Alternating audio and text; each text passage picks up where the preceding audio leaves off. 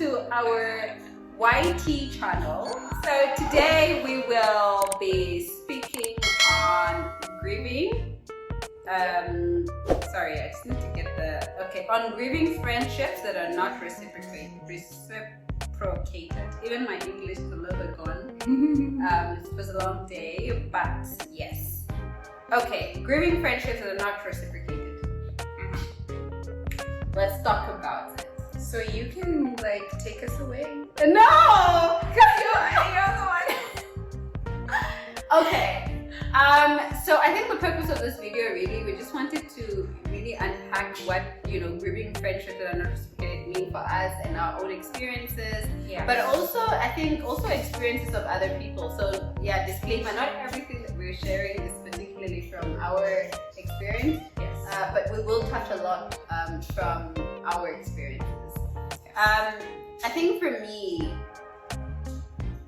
people put so much emphasis on romantic relationships when they, part ways or whatever.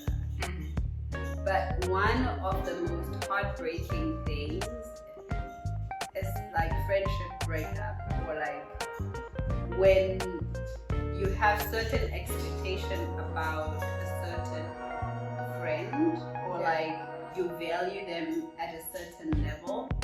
And that value and that expectation is really not the same. When you're in a relationship, generally speaking, when you're in a relationship and you're like, oh, I thought we were dating, you're not on the same page. I thought we were, we love each other, we're dating, I want, good morning text and da da da da. Yeah. I thought, we're in a relationship. The other person is like, no, babes, I am just not posting in a relationship with you. I'm just living my best life. Yeah. So don't label this as a friend, as a relationship. So it's the same with friendship, where you think you are besties with this person, or you think you are at a certain relationship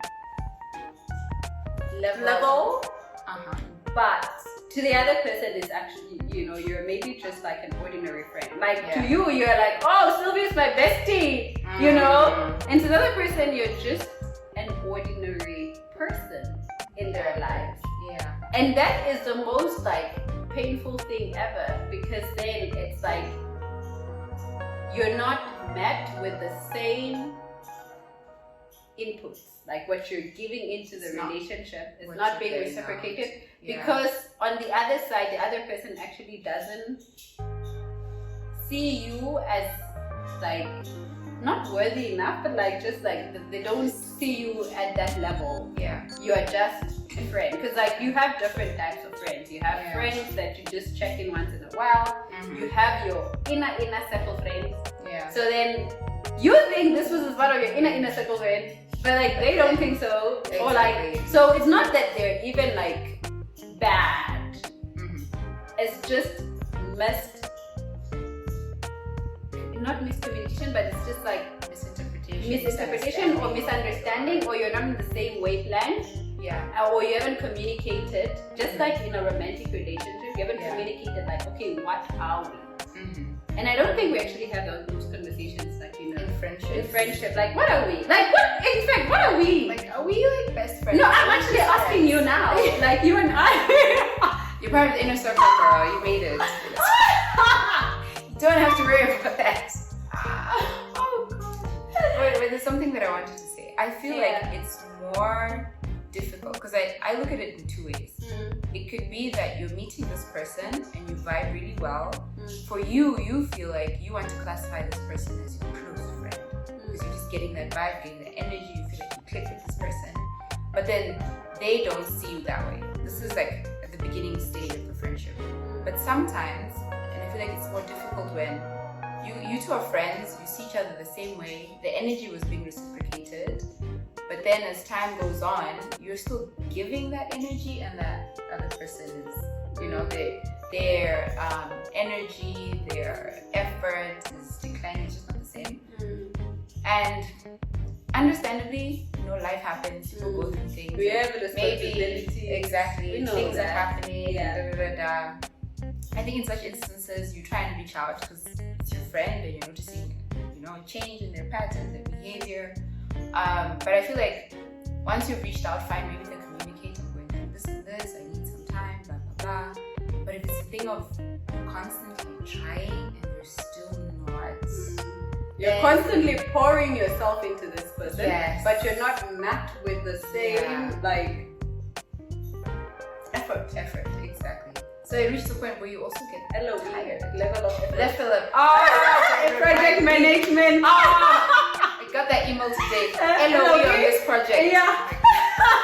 Yes, the LOE. Guys, we're both like program managers, or we work in program management. So like this is like, you see, it's almost like in program management, LOE, where it's like 20%, 50%, 100%, and it depends, and that kind of, the LOE determines like, the level of effort. Yeah. And I'm completely okay with if my friend is going through something and they can't be present, I will pull the weight. That's okay. Yeah. But if it's a situation where I am forever constantly the one pulling the weight, you're gonna get tired. Yes. I can't be the one always initiating us hanging out or always checking in, but you never check in on me. Exactly. So I think dynamic is different depending on the situation. Yeah. But like when do you now get to a point where you decide what to do with this relationship, with this friendship? When do you decide,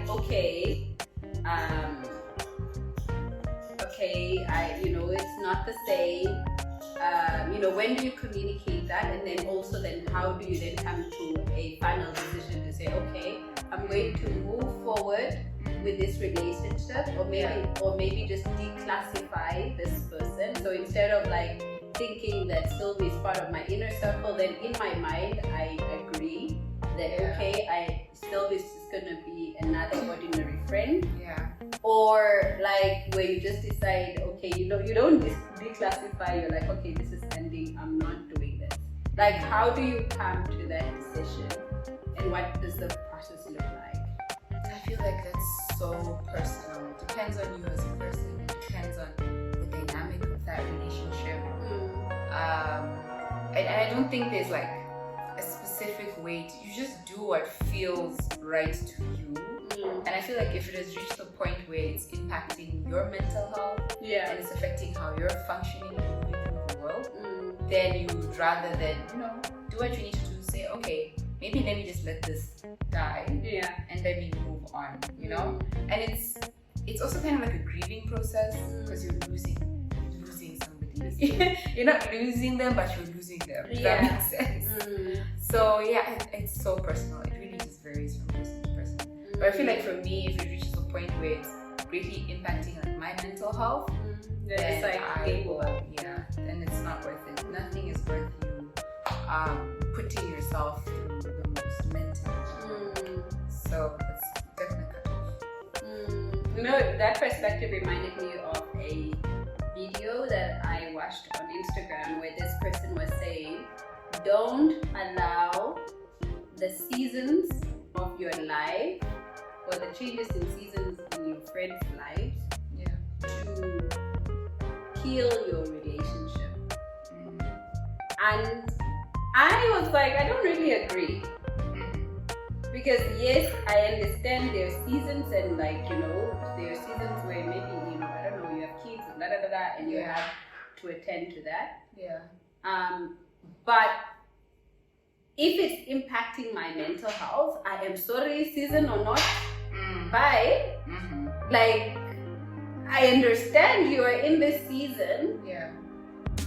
But if it's really like impacting me, I don't know. My question is like, I don't know how do you draw the line? Because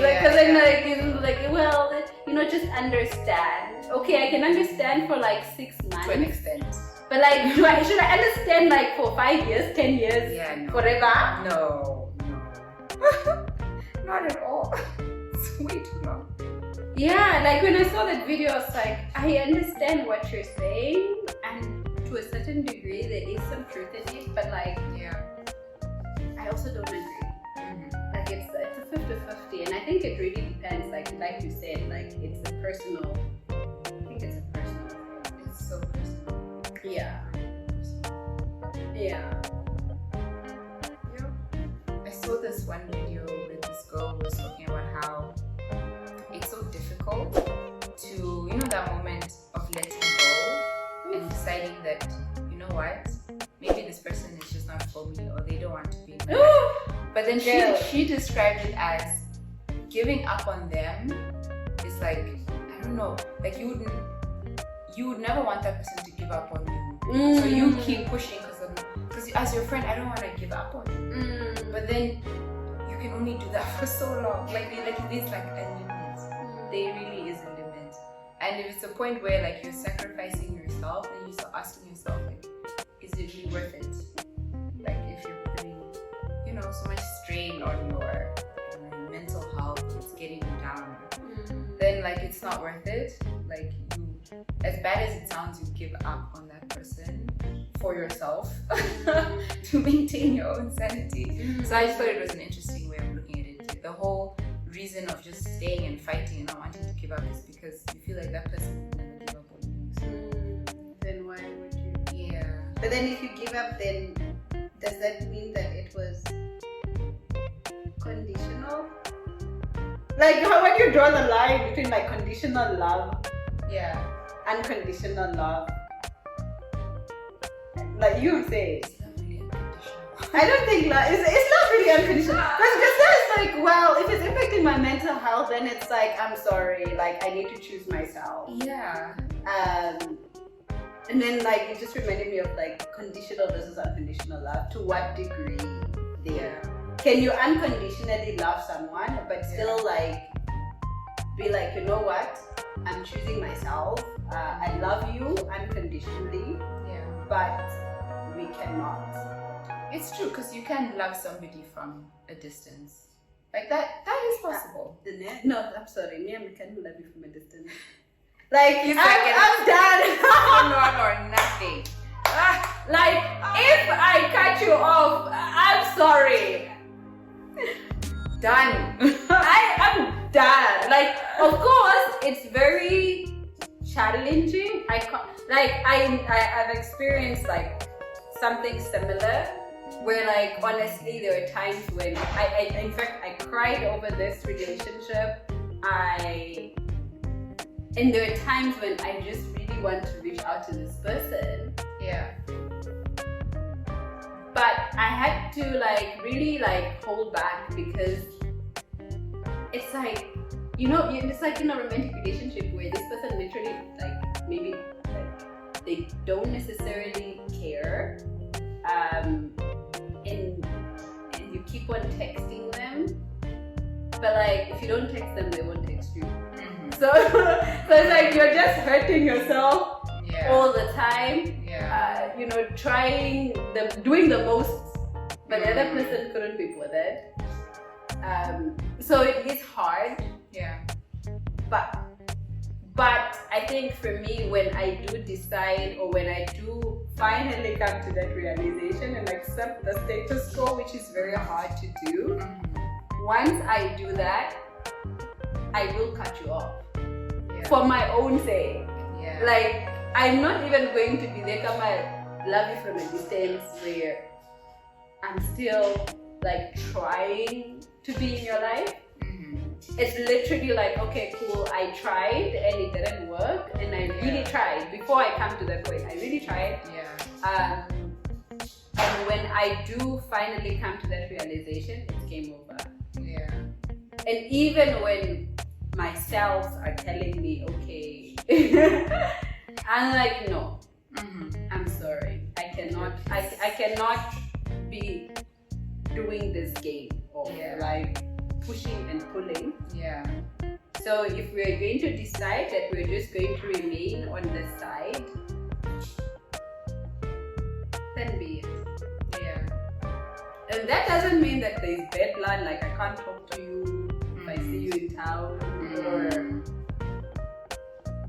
or if you reach out and I reach out once in a while. Like I would maybe, you know, do some of that. That's the loving from a distance. Is it loving from a distance? There's still bad blood, but it's not gonna be a thing where you're always like, oh, let's hang out. Oh, okay. So that's loving. Because I don't loving from distance. Just like I see you. Yeah. It's like I see you, but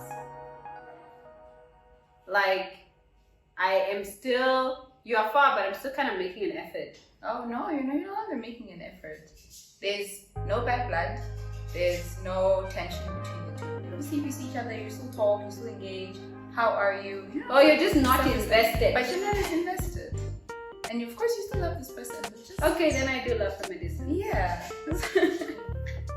Take it back. It's just the best way. Okay, let's wrap up because I feel like we've been back. Okay, yeah, we have.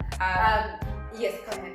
No, I was gonna ask, like, guys, like, comment below if you've been in situations where you've been in friendships where you feel like you're putting in effort and the other party isn't. Let's hear your experiences, how you manage the situation. Maybe somebody else who's going through something similar can pick up a thing or two. Yeah, sure. So from your experience, how do you manage that? How do you then like grieve or prepare for grieving? I think what I do is I start to detach myself before I get to that point where I'm like, okay, I'm really done. I gradually start, like, it's kind of like having shock absorbers. The shock what? Shock absorbers. Okay. You know, like shock absorbers, it kind of picks up the shock before it gets to you. Oh, really? So, wait. Cars are shock absorbers. Oh, what is the white thing that comes out? What is it called? No, girl. What is the thing? Airbag or something. No. Where are the shock absorbers? Like, okay, I don't know exactly where they are, but I know that cars have shock absorbers. But the whole The point expensive cars are. I don't know. So after this, Google shock absorbers. Okay, yes. Okay. Come back to the topic. Okay, yes. Bring it back. The whole thing is just preparing yourself well in advance. So probably like 3-4 months prior to me officially being like I'm done, you know, I'll slowly start disengaging from you. Whether it's me muting you on my social media or just me not reaching out as often. Stopping yourself from reaching out because you want to reach out. Yes. And I feel like that for me helps me a little bit. So that by that point when I have finally decided, okay, I'm so done, I've already processed. Just giving me that time to process. And during that period, that's when you cry if you need to. That's when like you really reflect and you know all the good stuff that comes with grieving. So that by the time like it's happening, I'm like, okay, I was kind of mentally somewhat prepared. So I don't know if that counts as grieving, but yeah, no, it does. How I basically manage. Yeah. What about you? I think I do the same. Like I definitely need to, like I will start also disengaging. And for me it's very hard because you know like I'm extroverted, but I also like I'm very like I love like you're my friend. Yeah. It's giving us a feel. Even so, I was like, oh, can you call everybody like your friend? Me, I can meet you today. Tomorrow, it's like you're my friend. You know that when I first met you, you started calling me bestie. Exactly. I know. So you see what I'm saying? So it's very hard for me to disengage. It takes a lot of effort to disengage. Yeah. I remember even with this particular friend, I wanted to like. I was telling my sister about this person and I was like, I wanted to call this person. And so I was like, well, when you want to call the person, just like call me. Oh, wow.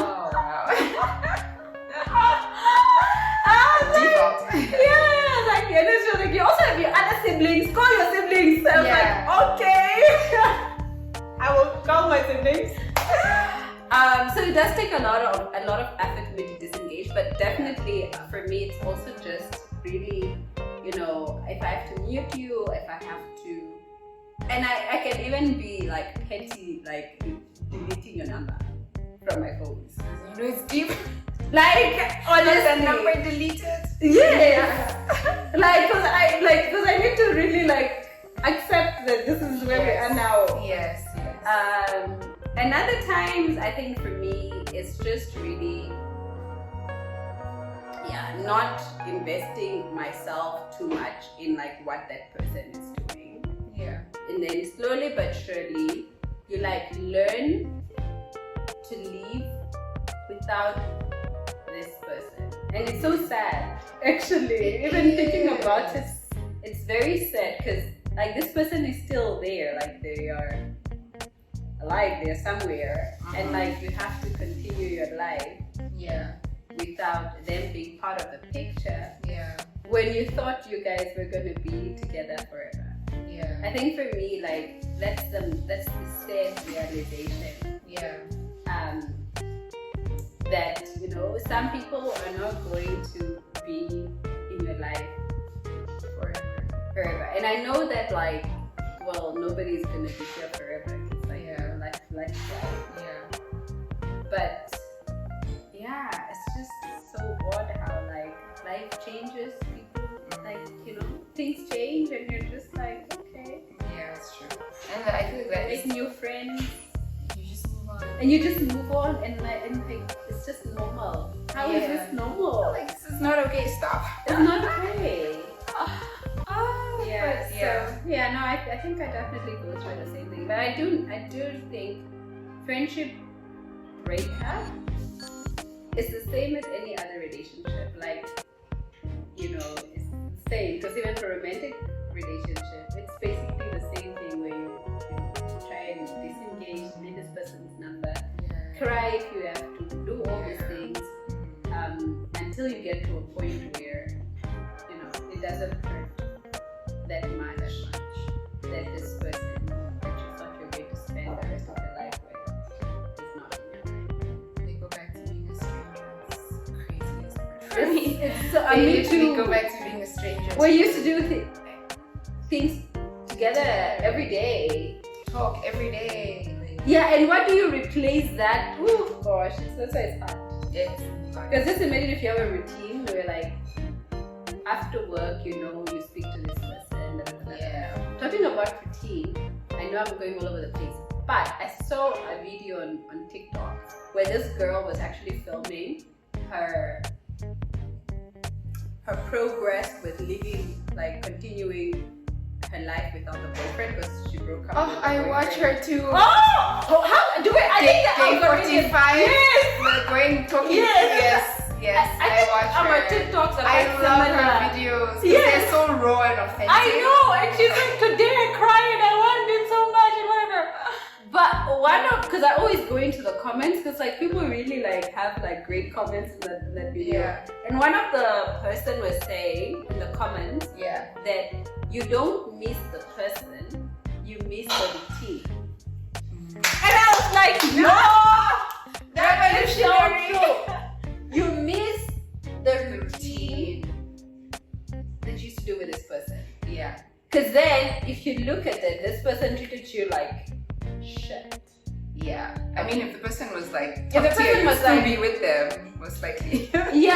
So then it's like your brain is like, no, but like I'm used to like after work 6 o'clock chatting to this person, doing and then on Sundays we go to church together, on Saturday we go to plant shopping. So like there's a routine. I feel like it's a routine, also like the sense of companionship as well. Okay, and now it's like, just imagine the routine and the companionship is like gone.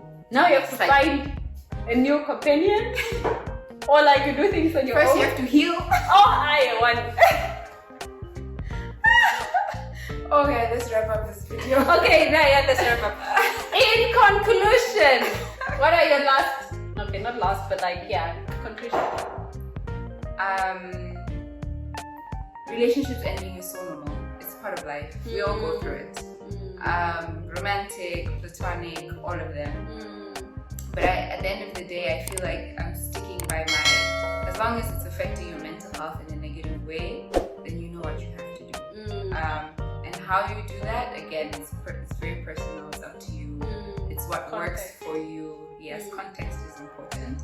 But if you know that it's affecting you negatively, then please just let it go. Cut it. reflections. What she said. It didn't say what I said. Literally, those are my reflections as Took well. the words out of my mouth. Yeah, she took the words out of my mouth, but it's basically that. Choose yourself. Know your limits. And I know there's so many advices out there, and so many people with like everybody has their opinions. Yeah. But I think at the end of the day, it boils down to you and what works for you and your mental health. And I know that, like, especially like with this world now, I know we're focusing a lot on like, it's just about you, you know. But it's also not really. It's not just about you. Also, it's also about like, you know, the community and people around you. Yeah.